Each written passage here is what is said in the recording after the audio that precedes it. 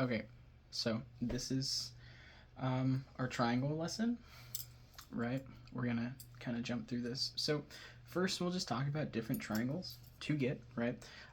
Classic one that people love is the Allen Abel one, right? Just a staple. You can find it literally anywhere. Other ones, I have two living sound triangles, both different sizes. I just like the overtones and the way they sound. So do a lot of other people. It's become preferred. And then beaters are another thing, right? So you can get brass beaters. That's these. They don't need to be super expensive. It doesn't. Brass is brass. They're all beaters, right? And then you've got, what is this? Aluminum, right? They dent easier.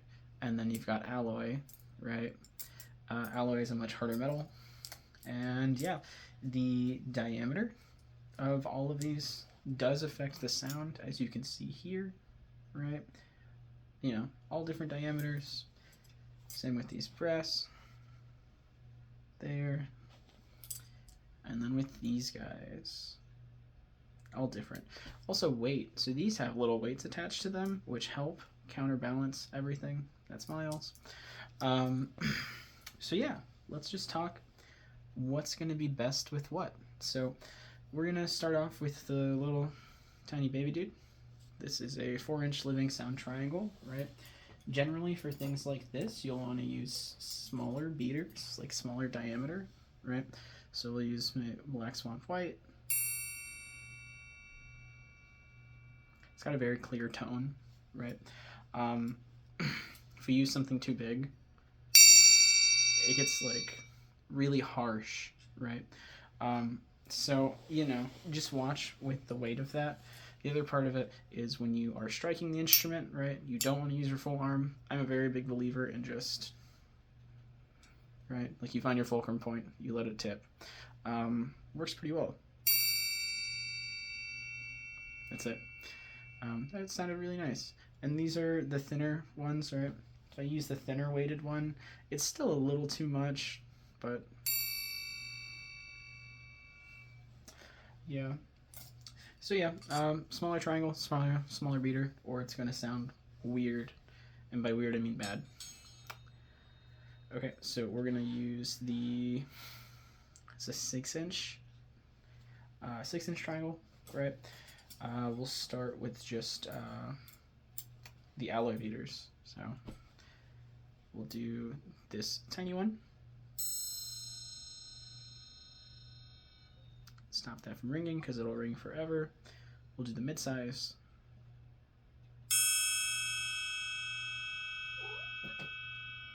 A little more clear of a sound. And then we'll do the really big green one.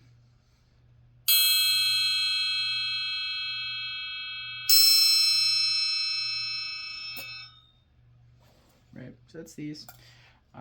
Let's do brass, small, medium, large, small.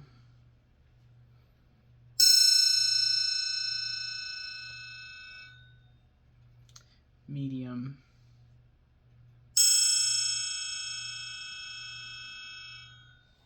Large.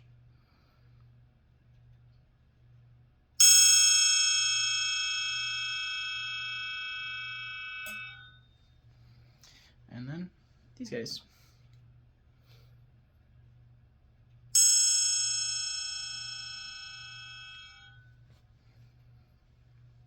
Each time, you just let the mallet do the work. Even if it doesn't have the weight, you let the mallet do the work. That's it.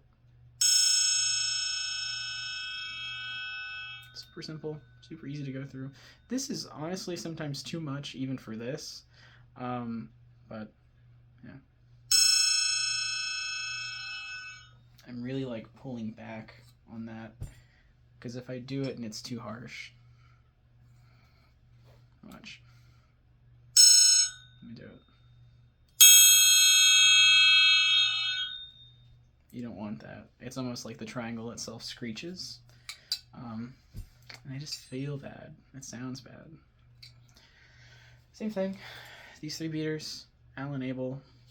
I'll start bringing this one because it's a crowd favorite, unfortunately.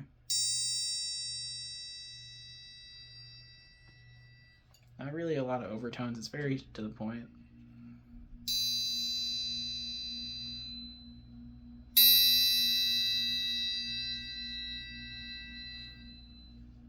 Bigger green one.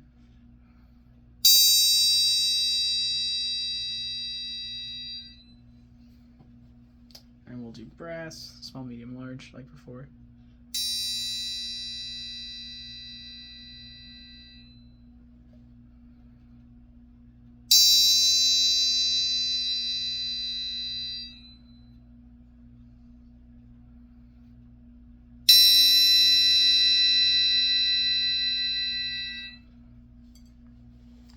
And these last guys.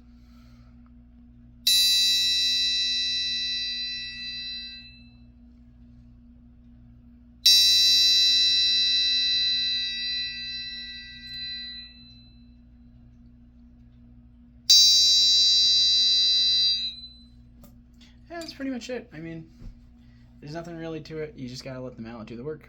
I always have a ton of beaters with me, so don't worry about that. Yeah, just this. Same thing with timpani, right? So thumb goes between these two fingers, and you just do it wet, right? Talked about it before. No big deal. You got it. It'll be fine. Honestly, practice it. Don't be the person to show up that sounds like they can't play triangle, you know? So, yeah. If you have questions, just let me know.